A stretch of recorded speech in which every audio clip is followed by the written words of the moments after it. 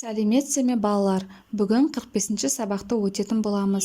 Каналымызға міндетті түрде подписаться батырмасын басып, жазылып алыңыздар. Сіздер үшін пайдалы сабақтар шығып отырады.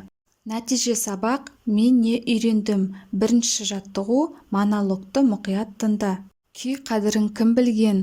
Тыңдадым, ұққан сияқтымын, бірақ көкірегіме құя алмадым. Домбыра қонбай қойды маған. Не істемеді дейсіз? Қай пернеден соң қай пернені басу керектігін, қай тұста неше рет қағу қажетін жаттап та көрдім. Бір жаттайсың, екі жаттайсың, қашанғы жаттай бересің. Басыма шелпек жастап, қойныма домбыра алып ұйықтап та көрдім. Менің түсіме домбыра да шелпек те кірмеді. Әйтеуір сол күні өзіме домбырашылық өнердің ешқашан дарымайтынына нық сеніп ояндым. Сұрақтарға жауап бер. Автор не тыңдады? Автор күй тыңдады. Домбырашы болу үшін не істеді? Күй тыңдады, пернелерді басуды жаттап көрді. Қалай ойлайсың? Ол домбырашылық өнерді таңдады ма? Таңдамаса, неліктен таңдамады? Ол домбырашылық өнерді таңдамады, себебі қанша тырысып көрсе де үйрене алмады. Ойыңды дәлелдеу үшін керек сөз тіркесін таңда. Талантты болу керек, жаттығу керек. Мен жаттығу керек деген сөз тіркесін таңдар едім. Ойыңды дәлелдеп жаз. Жазғаныңды порталасыңа оқып бер. Оның жазған жұмысына пікіріңді білдір. Қате кездесті ме? Оны қалай түзетуге болады? Кез келген істі бастаған кезде бәрі бірдей қолынан келмеуі мүмкін. Күнделікті қажырлы еңбектің арқасында өзіңе ұнайтын өте керемет дарынды адамға айналуыңа әбден болады. Жоғарыдағы мәтіннен сызбаға сәйкес сөйлемдерді құрап жаз. Кім нені қайткен, не кімге не істеді? Сөйлем мүшелеріне талда. Қайсысы дара, қайсысы күрделі мүше екенін айт. Сөйлем мүшелерінің астын тиісті сызықтармен сыз. Ол күй тыңдады. Не істеді? Тыңдады. Кім? Ол нені тыңдады? Күйді тыңдады. Бұл жерде д жалғауы жасырынып тұр. Дара. Көкірегіме құя алмадым. Не істедім? Құя алмадым. Неге көкірегіме? Күрделі мүше құя алмадым деген сөз.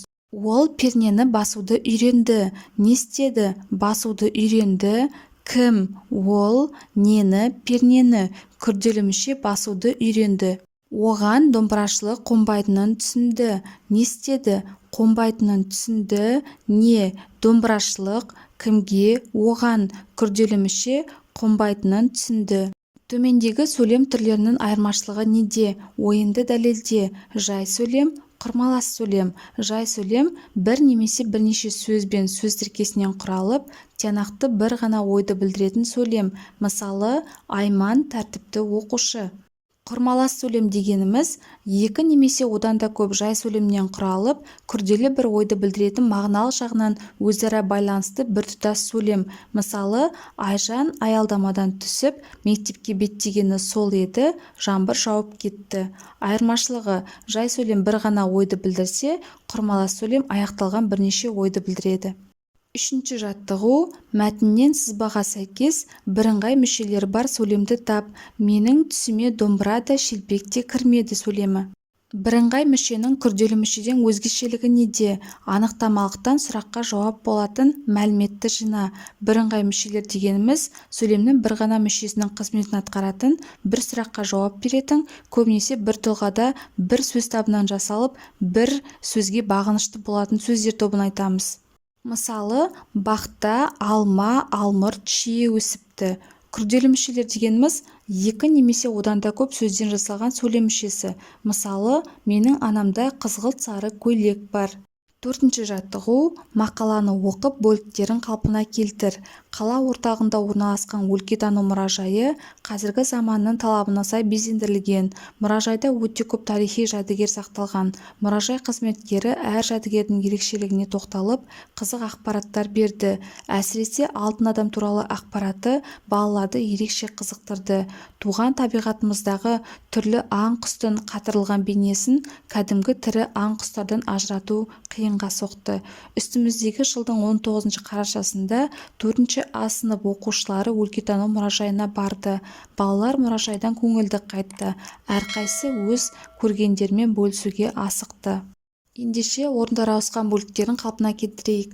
Үстіміздегі жылдың 19 қарашасында 4 А сынып оқушылары өлкетану мұражайына барды. Қала орталығында орналасқан өлкетану мұражайы қазіргі заманның талабына сай безендірілген. Мұражайда өте көп тарихи жәдігерлер сақталған.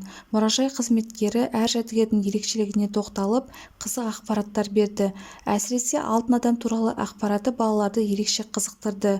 Туған табиғатымыздағы түрлі аң-құстың қатырылған бейнесін кәдімгі тірі аң-құстардан ажырату қиынға соқты. Балалар мұражайдан көңілді қайтты. Әрқайсысы өз көргендерімен бөлісуге асықты. Мұражайға қашан кіммен барғаныңды, не көргеніңді айтып мақала жаз. Жазған мақалаңды сыныптастарыңа оқып бер.